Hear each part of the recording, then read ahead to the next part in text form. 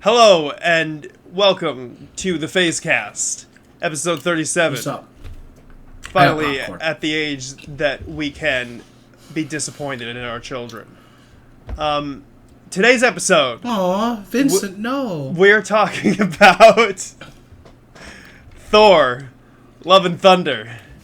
Did someone say Thor? Love and Mastodon, Blood and Thunder, and I have the cup. Kevin Smith. Oh, do we have to? Well, I do want to lead into this briefly. The Clerks trailer dropped, by the way. Did you see? The what? Yeah, I know the Clerks. Dropped. So this thing I'm happens. excited. This thing happens with the latency of our podcast, where we Yo. talk about shit on Sunday, and then by Wednesday some other shit happens. And it was like literally Wednesday morning that trailer came out. Yeah, on it was the day dope. that the episode where we were talking about Clerks 3 came. I was like, fuck, man. I don't know. Yeah, the trailer is, covering the plot that we already knew of. It seems fine. Which seems like, I'm interested. I want to see Clerks 3. I liked Clerks 1 and 2. Yeah, me too. Mm-hmm. Yeah. And if it's got Jay and Silent Bob, I'll probably watch it. Yeah, I feel like usually the presence of Jay and Silent Bob makes the movie better. I watched Dogma last night. Oh, it's such a good movie. I was surprised how much It still Jay holds and up, Silent right? Bob elevated that movie. They're prophets. It does for the most part still hold up. Which Oh, is there a part that you didn't like? well, no, just some of the jokes don't really land probably in the same way they did in 1999. Mm-hmm. It's a little dated, but a lot of the stuff is like really still very relevant. It was a good movie. But Kevin Smith, we posted a clip where you said that Chasing Amy was your least favorite Kevin Smith movie, and people got very Correct. mad about that. You also said I don't that care. Batman shit his pants, and people were like, actually, he pissed his pants. Didn't change. Which doesn't is true. change. That doesn't change my opinion. We will issue a correction that Batman does pee his pants. He doesn't poop his pants. I don't care about that correction, but yes, go But ahead. I would agree that, for yes. the comic accuracy, sure. Yes, but for the sake of that opinion, I would say that your point, I do understand where you're coming from still. Batman should not be talking to some random dude about... Batman shouldn't open up to someone he just met. Yeah, Bruce is a stinted adult man who doesn't even open up with his children or his best friend. Telling some random dude that he pissed himself. So not Batman. It has nothing to do with him looking cool. It has everything to do with how that just doesn't seem his character. Yeah, and so I was just looking up. It was somebody named Vanarak on TikTok that stitched just the video about What's up, Vanarak? Batman, peeing himself, Yeah, okay. and mentioned that he thought that the issue was that Batman cannot seem vulnerable. And for me, I mean, listen, I don't read a whole lot of comics, but for me, what it seems to me is, that the issue is not him being vulnerable. It's like the way that he chose to be vulnerable there. Yeah. It's like that's not consistent with the character, and I get that because you're right. I feel like seeing that is more like, okay, well, that was Kevin Smith's choice because that's the kind of joke that Kevin Smith makes. He does that relatable humor thing, and that's how he always writes. It's fine. It's just I don't want to see it in Batman. Yeah, unless it's like a mainstream Batman. I saw people making the argument too. Actually, I think Vanarak also made this argument that like firefighters and fighter pilots, the other person said, have It's bladder not the issues during validity. explosion. It's Yeah, exactly. not the validity of Right. of this thing. I'm done with this. Can we move on? No, we're not done. Whatever. So now I want to talk Okay. about Kevin Smith's fourth movie. Fourth movie? No, I don't. What? We can talk about Thor: Love and Thunder. Okay. I thought you want to talk about Chasing Amy. I was like, okay, we can No, talk about Chasing on Friday though, for the Phase Point, I have prepared a number of Kevin Smith related ratings and smashes and passes. It is a rate the movie / smash or pass combo. So Pass ready? J, smash Silent Bob. They are not options for you. What do you mean they're not? It's a Kevin Smith thing. Are you fucking kidding me? Listen, you'll Fucking see. move on. Fucking move on. You piece of Thor, shit. we You both piece of saw trash.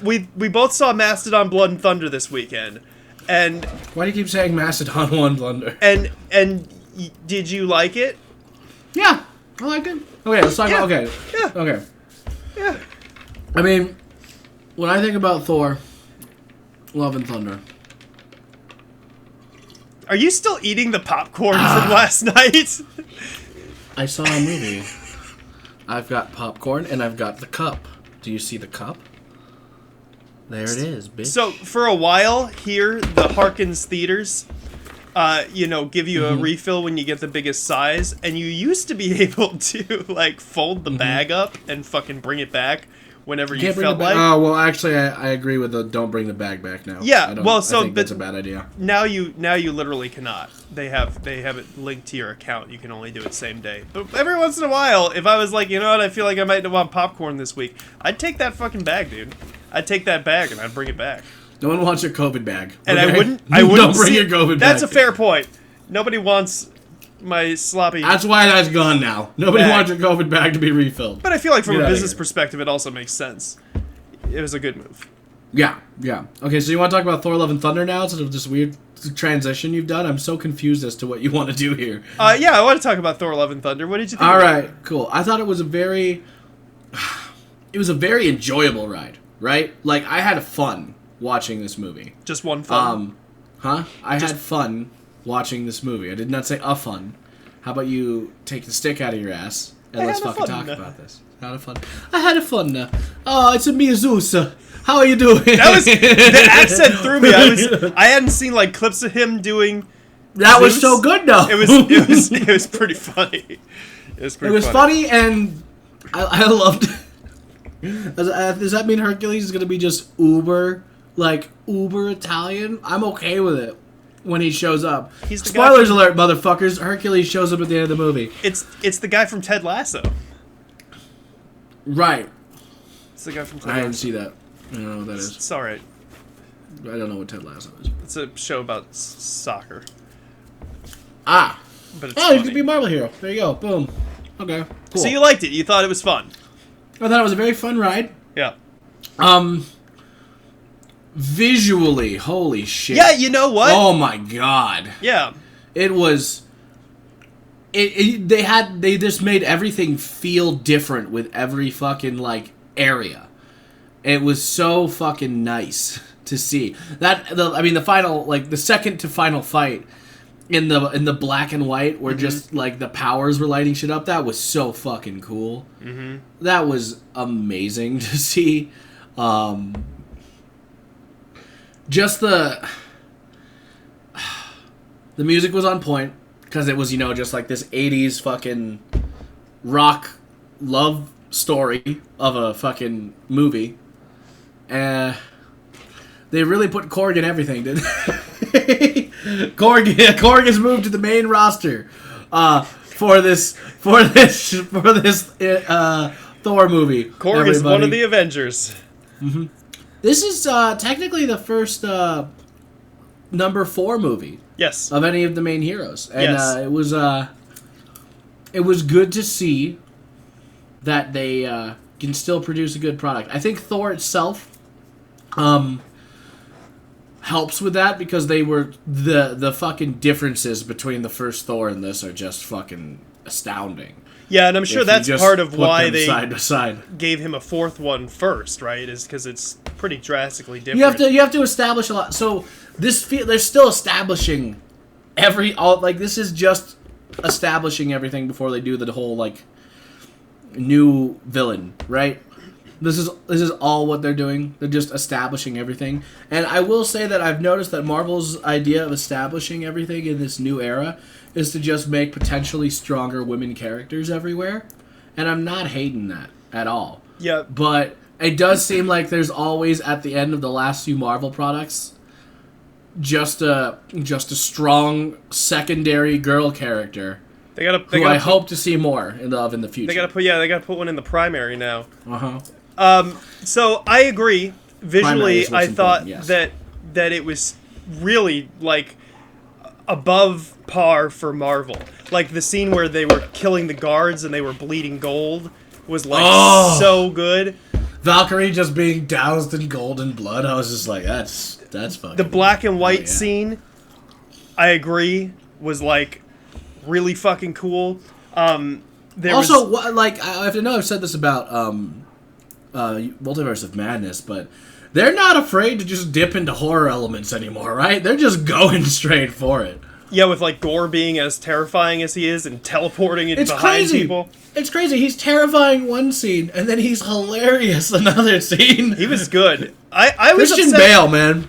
They should have given him another movie, is my opinion. I think they should have fleshed him out a bit more because he was so cool. That when he died, I was like, no, I want to see more. You can't really flesh out his character. Everything was there. He was a god worshiper. His daughter died. I wanted to see him kill more gods. Fair. That would have been cool. Like I wanted to see him go not like on a Thanos level rampage, but like for a few movies, you know. Why did we sideline Sif? We brought Sif back at all. We brought. Well, first off, that's like a female character in Marvel that we can use. Sif is super important. Like she's super strong. Like she's not like she could be like up there with Valkyrie, and instead, she had a funny scene. Don't get me wrong. She had her arm cut off. They had her arm cut off. Your arm is probably in Valhalla.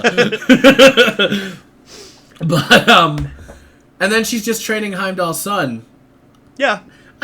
She's there. I hope she's always there in the background. Was she even there when they did like the big fight in Endgame? No, I think she only is in the first Thor movie. And you know that reminded me of. Isn't she in the second Thor movie too? Maybe. But that reminded me of those scenes. Those scenes where Thor has like his funny Viking friends in the first Thor are like the fucking worst, dude. Like what? The evolution of the humor in Thor is wild because those scenes are like I curl into a cringy little ball. They were young jocks. They were young jocks. I know. Well, that's the whole point, baby. I think that part of it is the way that Kenneth Branagh plays. I mean, Kenneth Branagh is like a Shakespearean actor and director. So I know this. So that was a choice of like that was a conscious choice, and I get why they did that. But also, his Shakespearean discipline kind of plays against modern humor.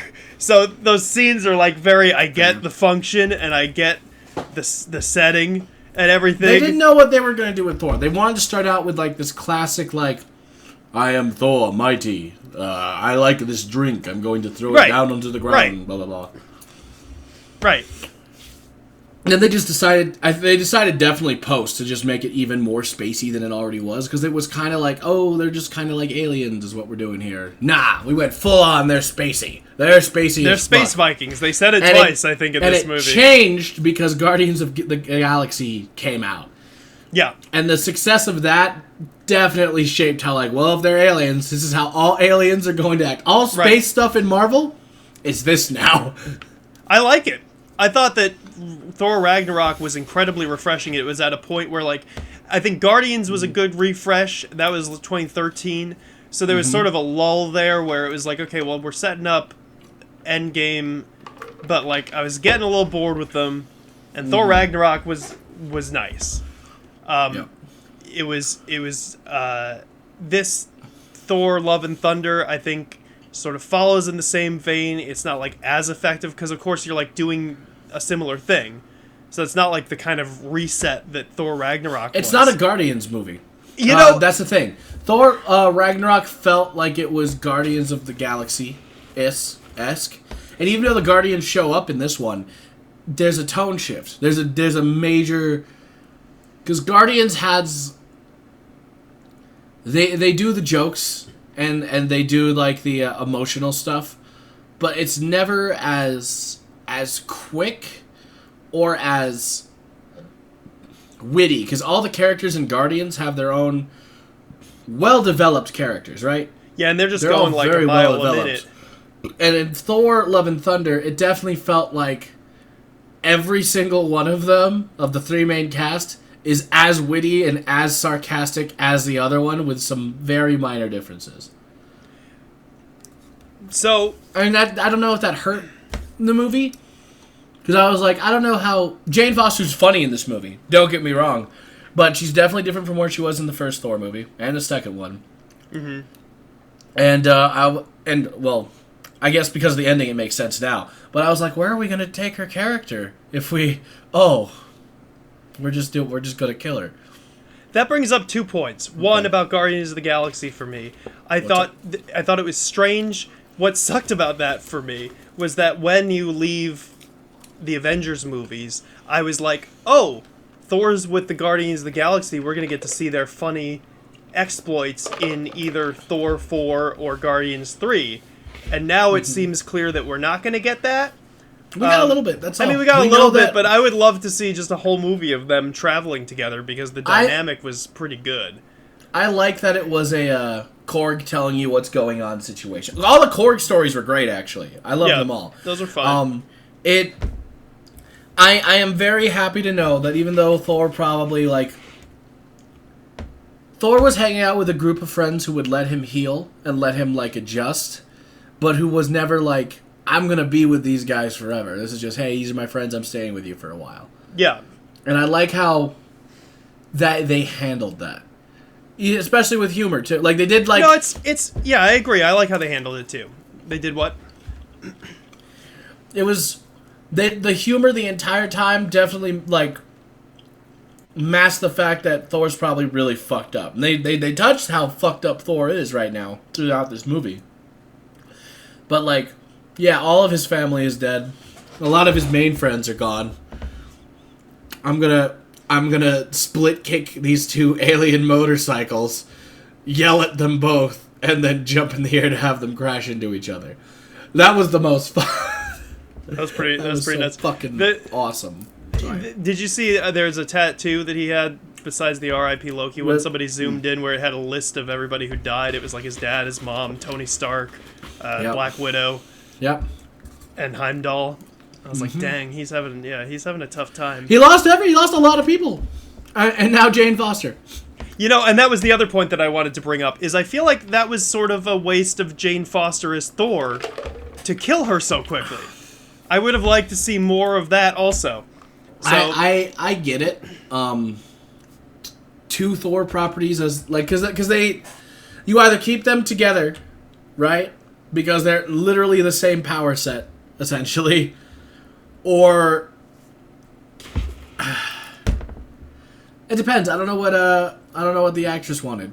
I think she wanted out, right? I don't think. I mean, Natalie Portman said that she didn't want to do another one after Dark World, and stuck to that probably until they gave her a big enough check.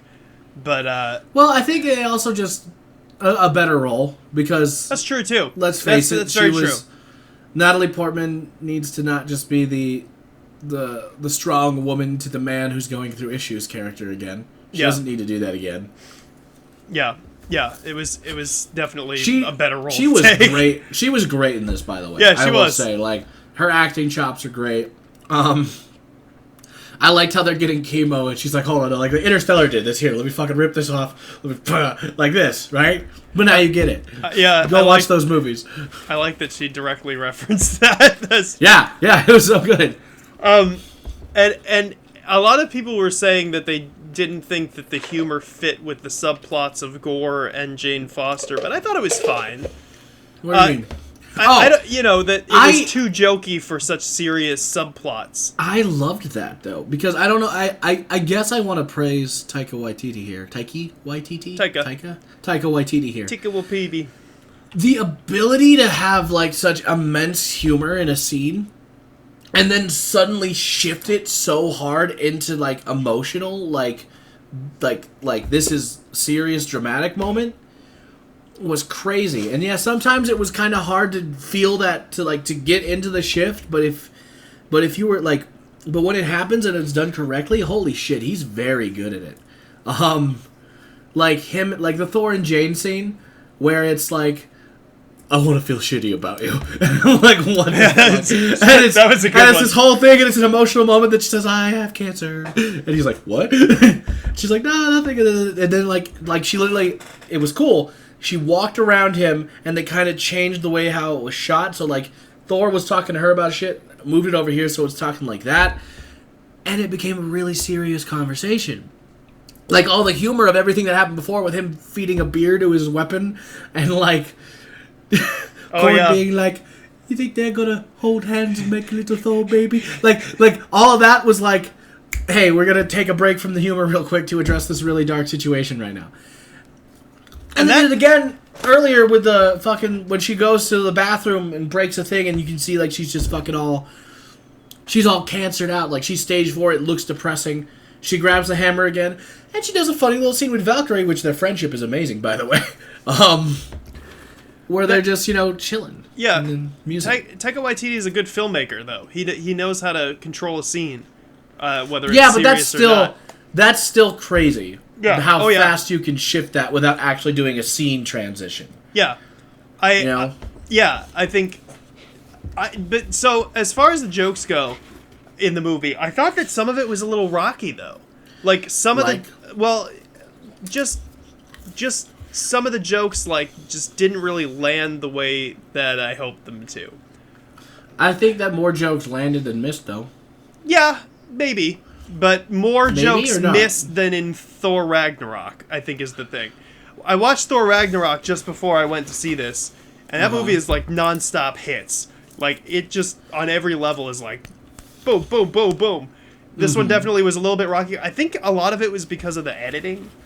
It seemed like the hang time between jokes and the timing of when people were saying things was a little bit off for me. Not all the time. I think you're right that it still hit more than it missed. I'm trying to think of a joke that missed for me. I'm trying to think of a joke that missed for me. Me too. Now I'm trying to think. One? No, I'm trying to think of a specific one. I sort of put them out of my head because they made me go. Ugh. But there were a few. I never felt that during that though. I guess you know what, when I was a little off put when Gore first showed up and was acting weird, and then I got into it halfway through it. Yeah. Okay. When he was scaring the children. Yeah, Christian Bale was going a little Jim Carrey there. Ah! He was definitely. And then I know exactly when the shift happened. He was doing a little snake bit, and then he beheaded it, and then he just looks at all the kids like, "You were laughing, you enjoyed it a minute ago," and I'm like, "Oh, that's creepy funny." Yeah, that's creepy funny. I'm into this now. Did you know that Christian Bale did not get ripped for this movie because he had 3 days between this and his last movie, and he had to look thin for his last movie? He doesn't need to be ripped for this. I didn't think so either. I thought it worked very well. Evil magic sword that possesses you and makes you be able to control shadows and kill a god. You don't need to become ripped. I think the fact that he was gaunt kind of set him apart from all the other Marvel villains. It made him look good. Listen, I want villains to look different and not just big, giant monster things. You can't just make a big guy big and that's the villain again. Yeah, seriously. Thanos is iconic, but there's so many just big guys who are... It's just something that my brain glazes over at this point, and I think that this did a good job of being engaging in so many ways. It was visually interesting, the characters were visually interesting, the costumes were cool, the action scenes were well thought out. You mentioned that thing about just shifting the positioning of Jane and Thor for that scene. It's shit like that, man. Yeah. That just elevates this above the par for Marvel. It was so here's pretty cool. I think here's my issue. Not issue. Because you notoriously, whenever we talk, even outside of this, slander oh, it's a Marvel movie. Marvel does this. Marvel does that. Blah blah blah blah. You do realize it's the quote unquote Marvel movie is a genre now, right?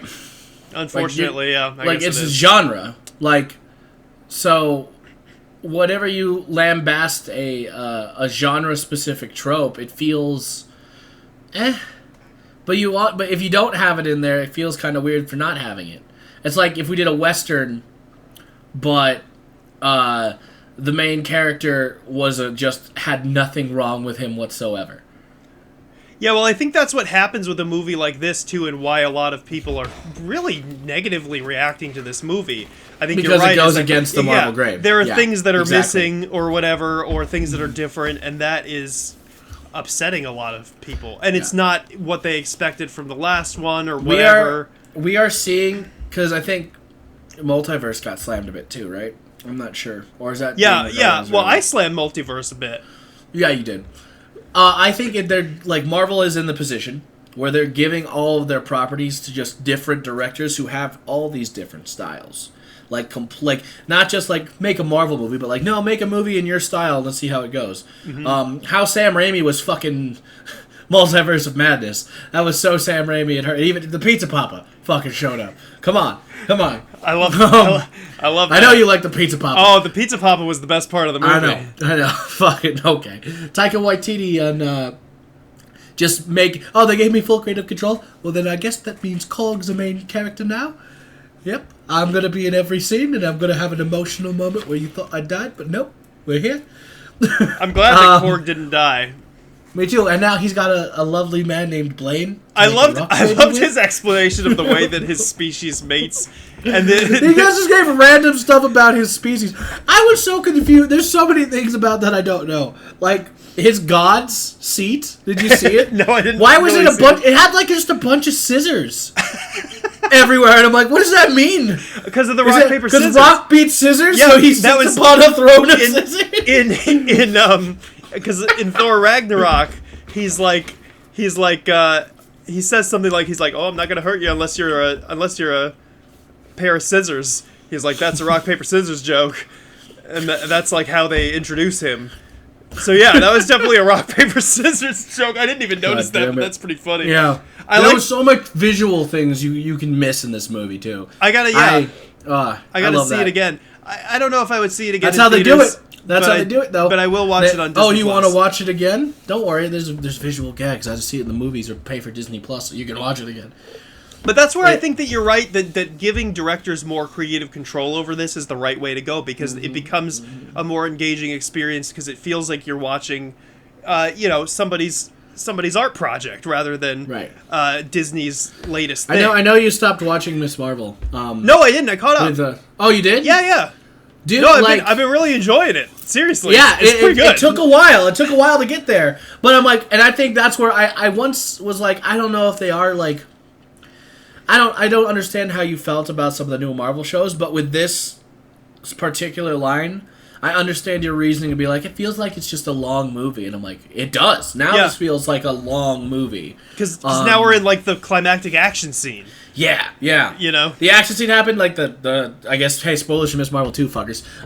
Going back into the past, holy shit, that, like, I was very... The sense of family in that movie and identity is the whole point. Yeah. And then there's just kind of a superhero movie built around it. And, I'm excited to see... They fucking left it on a cliffhanger, too. Motherfuckers. They cliffhanged me. What was it? I don't remember. Cameron showed up and learned our boy's real name. That's right. And then there was a missile explosion.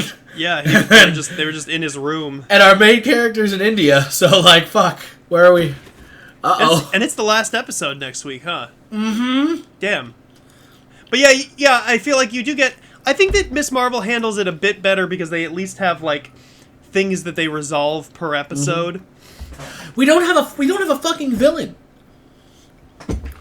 There isn't a villain in Ms. Marvel anymore. Well, because it's just defense of whatever the fuck, DOD.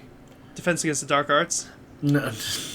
I think that you're right, though, that it doesn't really need a villain because of its focus on family. Because the villainous presence in that movie was like a familial thing. Yeah. It was like, maybe this is somebody who's related to me, I have to deal with my ancestry, all this stuff. So I don't think it needs that. It's her dealing with her coming-of-age story, and that works on its own. So you have that. Who directed Moon Knight? I don't remember. But Moon Knight, immensely different tone as well. Yeah, I like the tone of Moon Knight. We're just giving... We've made the... Like, I feel like Disney's listening to a lot of people, and by listening to people... Once again, Disney, by listening to too many people, you're making people upset. Yeah, but I think that in this case, they're doing the right thing. I think that you're right. That I will never forget Episode 9. I won't. Of Moon Knight?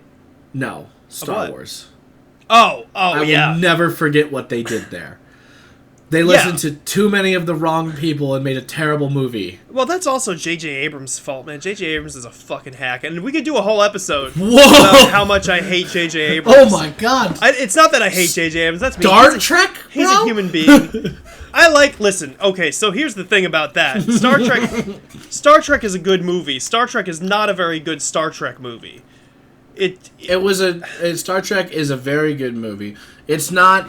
It definitely is. But it's based to be like an action movie, not a. Yes, and it was a lot of fun, and I like that movie a lot.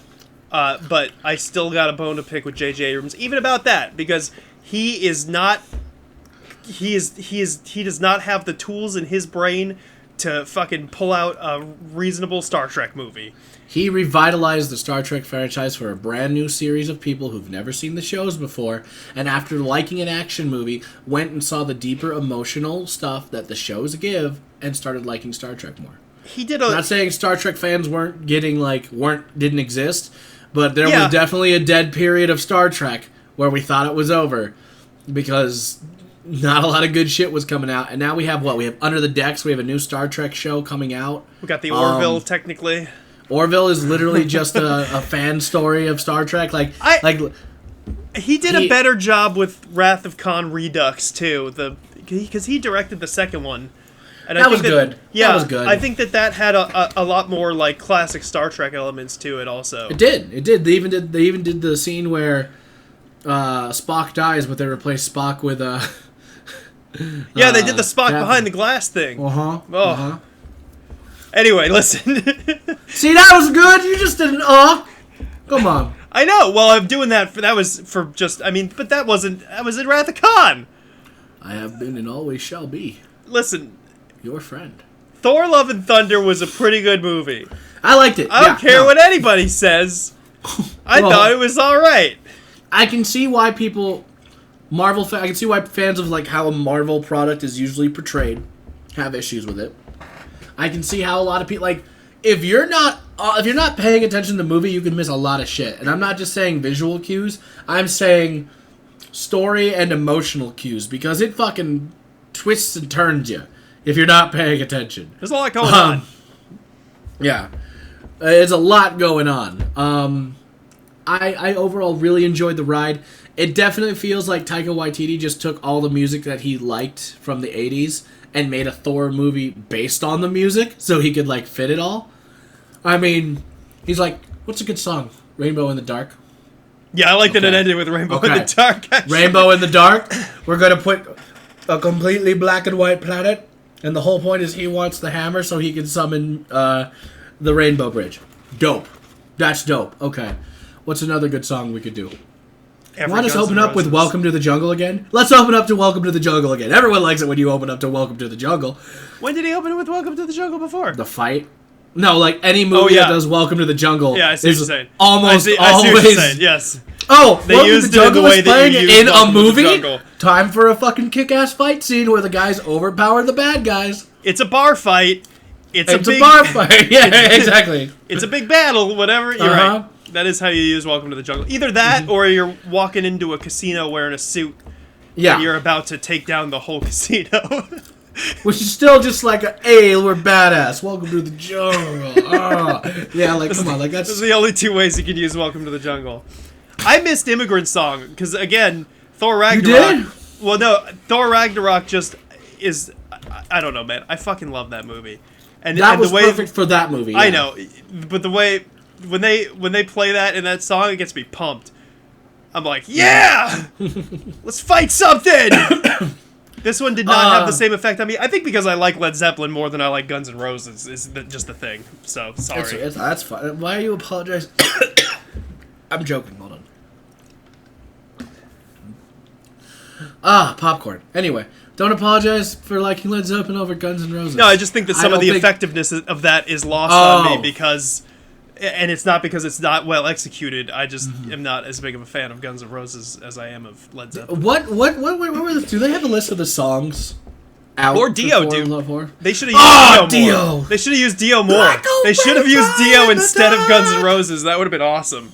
I think because he was in it, he's the last song, right? Not the last song, but fucking that was so... What are the songs? Hold on, I want to look at the songs in Thor: Love and Thunder. There's got to be like a song list. Thor: already, Love and right? Thunder. For Love and Thunder. But you know what? I thought of a joke though. While you're looking that up, I thought the screaming goats. The screaming goats were something that I think did not work as well as they could have, and it was mostly because of the editing. What do you mean the editing? Editing? Yeah, I think that they could have tightened up the screaming a bit, changed the reaction time a bit, and it would have elevated the screaming goats a bit. Because that was such a weird, generic, not specific thing to say that I don't understand what you're as talking it was, about. there was too much hang time with the screaming goats. There's just too much hang time with the screaming goats. I don't think so. I think the whole bit was good. When they first showed up, I was like, okay. And then the bit in the ship where they're screaming, like, yeah, we'll just eat them. And they stop screaming and they stare at Thor. That was good. Also, every time Stormbreaker slowly pans into shot. That was one of my favorites. Was the weird relationships that he had with his weapons. It was pretty funny. When weapons are sentient, it's funny. I'm gonna choke and die. I'm sorry. How are they? So, did you find the songs? Mm-hmm. So, Only Time by Enya. Which, that was good. That's the beginning. That was really good. Welcome to the Jungle when they're fighting. They go straight into Paradise City. Mm-hmm. Because it's like they're over Asgard. Yeah. Which, by the way, Asgard turning into a tourist destination to keep money. And the Old Spice sea shanty comes on. Because she does an Old Spice commercial in the middle. They played an Old Spice commercial before the movie, too. I don't know if they did. They didn't do it in my theater. They played a Thor-themed Old Spice commercial, and then they played another one in the middle of the movie. I was mad about that. Why? It's a bit. It's a bit. I don't like being sold things through comedy. You aren't being sold things constantly. Then why? So what? Are we gonna be mad about Kevin Smith when we do it later? Yeah. Oh, probably. I don't know. Fighting by Michael Raphael. What's that? Is that just a score song? I guess. Yeah, I think what you just described as one of the songs. I think that was the music. I think that was the music that was playing during the Shadow Monster fight. Yeah. Wait. Oh no. I don't know who this is. I loved how we finally got what happened between Thor and Jane. Oh. In a very well done. I've been there. That's a good point. We had no idea. Yeah, we had no idea. I've been that situation too, where you just are you want to open up, but you're just constantly keeping each other at arms apart, and then I thought you had never felt love. No, I felt love. I just don't think. Here, no. Fine. No, he wants to do this. No, it was a callback joke to that guy who said that. Hey, so there's a man or a woman. I don't fucking care. I don't know your gender. Or maybe they're non-binary. My dude, my person, whatever. Listen. Because I didn't enjoy chasing Amy, it means I've never felt love. Is what I was. Is the gist of that? Yeah. I'm sorry I didn't enjoy a movie where one of the characters, who's canonically introduced and shown throughout the whole fucking part of the film, is a lesbian, suddenly just decides to not be a lesbian because the right nice guy came along. Yeah, that's the real stupidest fucking thing. And that's why I understand your take on that, because that movie. And then let's have a threesome, because that'll fix it. That movie is so dated in so many bad ways. It's really not. I'm not saying it's not real, except for that part, because that seems kind of fucking stupid. But I'm not gonna be like, oh yes, validity for the straight white nice guy. Fuck off! What the shit? I know it was. Listen. For all the actors in it, they did amazing jobs. Everybody, that scene it's a well-made movie. That scene in the rain is such a well-acted fucking bit where they're crying and they're like, "Fuck you, it's unfortunate that you fell in love with me." But then she shouldn't have run back, because that's not how that should have worked. Yeah, it's... And fuck you, you can see the fucking camera crew in the windows during that scene. Oh, really? Yeah. Did you know that in Thor: Love and Thunder, all the shadow monsters were created by kids of the cast and crew? That's horrifying. Are you serious? Yeah, which is funny, because when I was watching it, I thought some of them were generically terrifying. No, I thought they were pretty interesting. I thought it was kind of neat how they all were different and there was one that was like a big centipede, and there was one that was like a little stumpy guy. Yeah, I guess the Taika Waititi said that his daughter was like watching him write the script, and she saw the shadow monster thing, and she was like, "What is that?" And he was like, "I don't really know." And so she drew one, and then he had like a bunch of different people from the cast and crew have their kids draw different ones, and they created the monsters. Oh, that's cool. I just wanted to get that fact in. We're running out of time. Chasing Amy is not. Out of time? Chasing Amy is a well-made movie, but it is very dated. Yes, it's dated. It's really horribly dated. It's a straight dude who had never had experience with anybody of the queer community making a movie about a character in the queer community. Yes. Like, I'm not like, I don't hate the movie. It's actually really well acted, and the Chasing Amy speech he gives is decent. Like, but I see it as more of a problematic film because of, like, that scenes particularly and how the story goes. Yeah, and I get why that would be your least favorite then. Mm-hmm. You know what happens when you fall in love with a person who ends up being lesbian? You just let it fucking go. Accept they're lesbian, dude. You what just the fucking shit? let it go and move on with your life. Yeah. Like, yeah. Don't be like, I can change her. I'm like, you fucking piece of shit. Yeah. The fuck. Yeah. Yeah. Jesus. Yeah. So I get where you're coming from. It just is in the context of like other stuff like Yoga Hosers existing. It's like, dang, he makes some shitty when I movies. watched Yoga Hosers, it wasn't like, this is going to be a great film. I'm like, this is going to be one of those bad movies that's going to be good because it's bad. Yeah. That's why. I haven't watched Yoga Hosers. First live stream we'll ever do. We watch a Yoga Hosers live. Oh, God. No, fuck that. So I do just want to talk about how, like, we saw that story. That was such a very well played story. And during that whole, like, Korg, telling them about love and breakup, all that stuff, Our Last Summer by ABBA was playing. And goddamn, that hits a double note. Because that was their last summer together as a couple, and that was also probably their last summer ever together because she fucking dies at the end of the movie. I didn't want her to die. Neither did I. But now we have Love and Thunder. One more thing before we wrap this up. Why didn't Gore just wish for a different thing? Why didn't Gore say, well, what I wish for... Who knows? Listen, they don't explain. They don't explain magic in this. It just happens. That's fair. But, like, I feel like, wasn't it a little strange that he wasn't like, I wish for both of our families to be healthy and happy? How did Thor give all those kids the ability and powers of Thor? That was his dad's power. That was his dad's power. That's not his power. He had the lightning bolt. That doesn't mean shit, what you just said to me. He had the lightning bolt. Was that Kang the Conqueror, too? Who? The figure that he wished to was Kang the Conqueror, wasn't it? I was not paying attention. I was more flabbergasted that they had the old gods there at the god hangout, just kind of looking in through the window and not doing anything. Where? Because that was... Huh? When? During the Zeus scene. Oh, yeah. Okay. No. At the end, who Gore wishes to. Isn't that like the outline of Kang? I don't know. They're setting him up.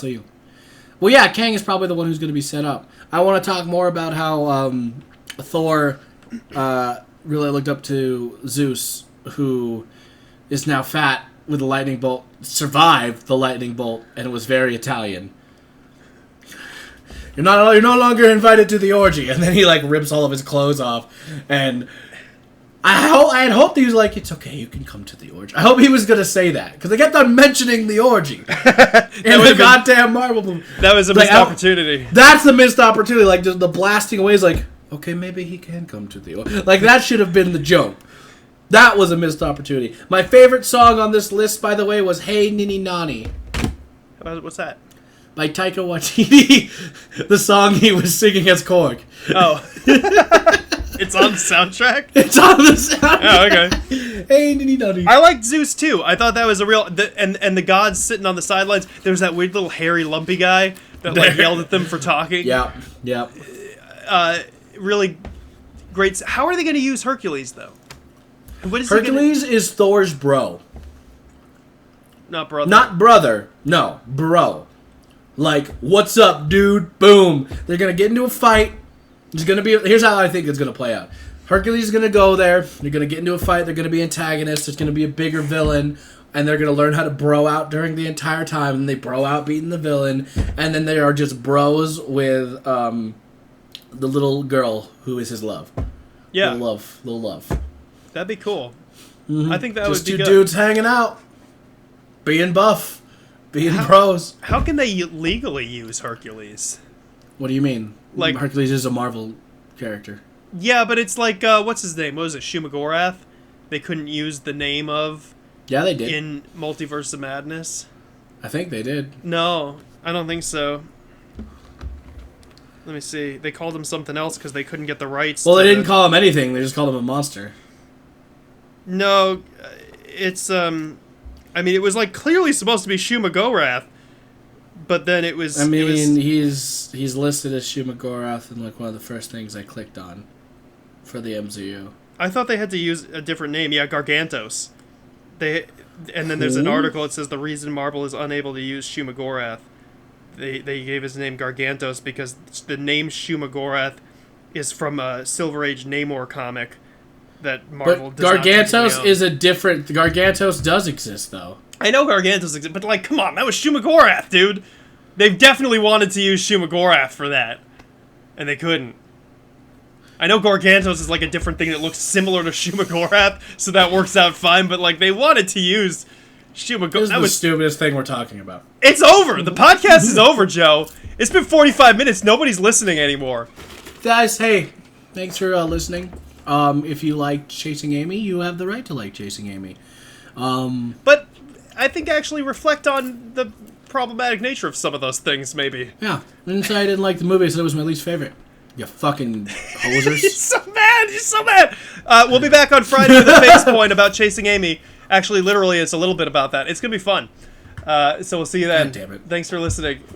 Chasing Amy. See you later. Bye. Love you. I'll talk to you tomorrow. I mean Friday. Okay. That's done.